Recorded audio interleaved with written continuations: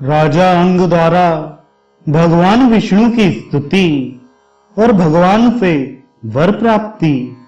अंग बोले, भूत भावन आप ही संपूर्ण भूतों की गत हैं। पावन परमेश्वर आप प्राणियों के आत्मा, सब भूतों के ईश्वर और सगुण स्वरूप धारण करने वाले हैं। आपको नमस्कार है। आप गुण स्वरूप गुहे तथा गुणातीत हैं। आपको नमस्कार है। गुण गुणकर्ता गुण संपन्न और गुणात्मा भगवान को प्रणाम है। आप भव भवकर्ता तथा भक्तों के संसार बंधन का अपहरण करने वाले हैं। आपको नमस्कार है। भव की उत्पत्ति के कारण होने से आपका नाम भव है। इस भव में आप अव्यक्त रूप से छिपे हुए हैं, इसलिए आपको भवगुह कहा गया है। तथा आप रुद्र रूप से इस भव सागर का विनाश करते हैं, इससे आपका नाम भव विनाशी है। आपको प्रणाम है। आप यज्ञ यज्ञ रूप यज्ञेश्वर और यज्ञ कर्म में संलग्न हैं। आपको नमस्कार है। शंख धारण करने वाले भगवान को प्रणाम है। सोने के समान वर्ण वाले परमात्मा को नमस्कार है। चक्रधारी श्री विष्णु को प्रणाम है। सत्य सत्य भाव सर्व सत्यमय धर्म धर्म कर्ता और सर्व विधाता आप भगवान को प्रणाम है। धर्म आपका अंग है। आप श्रेष्ठ वीर और धर्म के आधारभूत हैं। आपको नमस्कार है। आप माया मोह के नाशक होते हुए भी सब प्रकार की मायाओं के उत्पादक हैं। आपको नमस्कार है। आप मायाधारी मूर्त और अमूर्त भी हैं। आपको प्रणाम है। आप सब प्रकार की मूर्तियों को धारण करने वाले और कल्याणकारी हैं। आपको नमस्कार है। ब्रह्मा ब्रह्म रूप और पर ब्रह्म स्वरूप आप परमात्मा को प्रणाम है। आप सबके धाम तथा धामधारी हैं। आपको नमस्कार है। आप श्रीमान श्रीनिवास श्रीधर क्षीर सागर वासी और अमृत स्वरूप हैं। आपको प्रणाम है।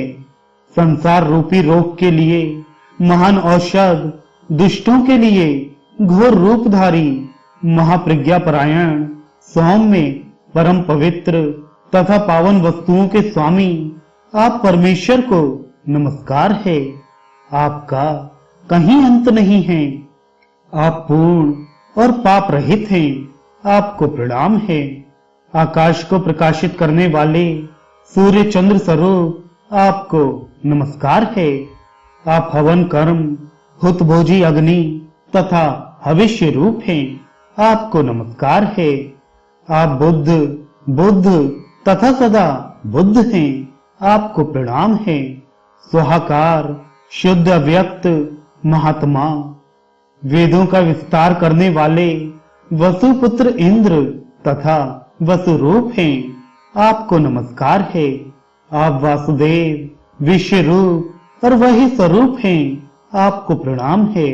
हरि कैवल्य रूप तथा वामन भगवान को नमस्कार है। सत्य गुण की रक्षा करने वाले भगवान नरसिंह देव को प्रणाम है। गोविंद एवं गोपाल को नमस्कार है।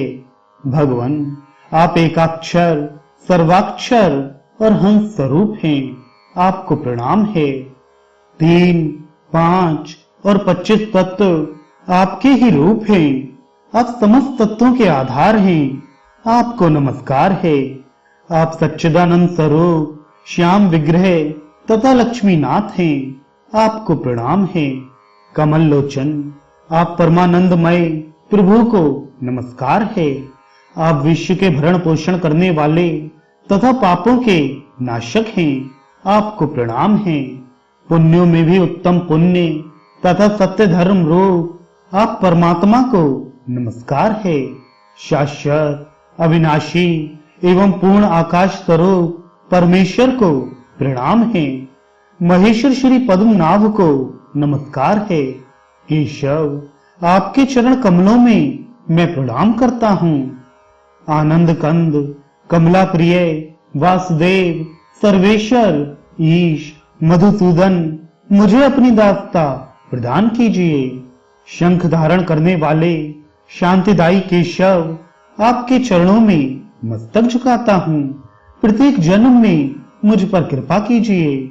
मेरे स्वामी पद्मनाभ, संसार रूपी दूसरे अग्नि के ताप से मैं दग्ध हो रहा हूँ। आप ज्ञान रूपी मेघ की धारा से मेरे ताप को शांत कीजिए तथा मुझ दीन के लिए शरण रूप हो जाइए। अंग के मुख से यह स्तोत्र सुनकर भगवान ने अंग को अपने श्री विग्रह का दर्शन कराया। उनका मेघ के समान श्याम वर्ण तथा महान ओजस्वी शरीर था तथा हाथों में शंख, चक्र, गदा और पद्म शोभा दे रहे थे। सब ओर महान प्रकाश छा रहा था। श्री भगवान गरुड़ की पीठ पर बैठे थे। अंगों में सब प्रकार के आभूषण शोभा पा रहे थे। हार, कंकड़ और कुंडलों से सुशोभित तथा वनमाला से उज्जवल उनका अत्यंत दिव्य रूप बड़ा सुंदर जान पड़ता था। भगवान श्री जनार्दन अंग के सामने विराजमान थे। श्री वत्स नामक चिन्ह और पुण्यमय कौस्तुभ मणि से उनकी अपूर्व शोभा हो रही थी। वे सर्वदेवमय श्री हरि समस्त अलंकारों की शोभा से संपन्न अपने श्री विग्रह की झांकी कराकर ऋषि श्रेष्ठ अंग से बोले, महाभाग, मैं तुम्हारी तपस्या से संतुष्ट हूं। तुम कोई उत्तम वर मांग लो। अंग ने भगवान के चरण कमलों में बारंबार प्रणाम किया और अत्यंत हर्ष में भरकर कहा, देवेश्वर, मैं आपका दास हूं। यदि आप मुझे वर देना चाहते हैं तो जैसी शोभा स्वर्ग में संपूर्ण तेज से संपन्न इंद्र की है, वैसे ही शोभा पाने वाला एक सुंदर पुत्र मुझे देने की कृपा करें। वह पुत्र संपूर्ण लोकों की रक्षा करने वाला होना चाहिए।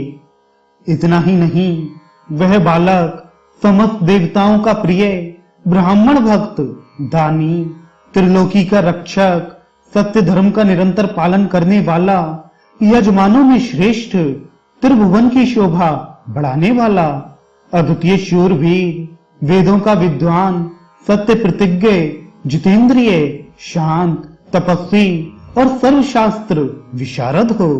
प्रभु, यदि आप वर देने के लिए उत्सुक हो तो मुझे ऐसा ही पुत्र होने का वरदान दीजिए।